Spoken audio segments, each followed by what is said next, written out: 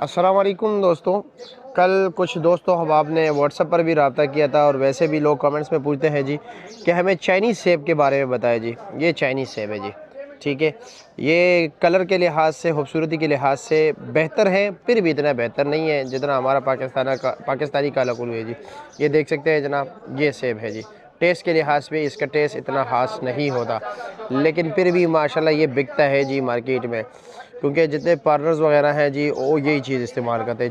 Chinese को पसंद करते हैं जी। इसके ये कार्टन है जनाब, ये तकरीबन इसका वेट होता है जी 10-11 किलो। और इसके जो रेट चल रहे हैं इस वक्त मार्केट में, मुख्तलिफ रेट चल रहे हैं जी। तकरीबन 5500 से लेकर जी 5800 रुपये तक जो है इस वक्त मार्केट में इस्लामाबाद फ्रूट मंडी में इसका होल सेल रेट है, परचून नहीं। दूसरी बात ये है कि ये यहाँ पर किलो के हिसाब से नहीं मिलता जी, ये पूरा कार्टन मिलता है जी, ठीक है जी। यानी कि किलो के हिसाब से इसका यहाँ पर कोई ऐसा स्टाइल नहीं है, यानी कि सारा जो है कार्टन के हिसाब से बिकता है जी।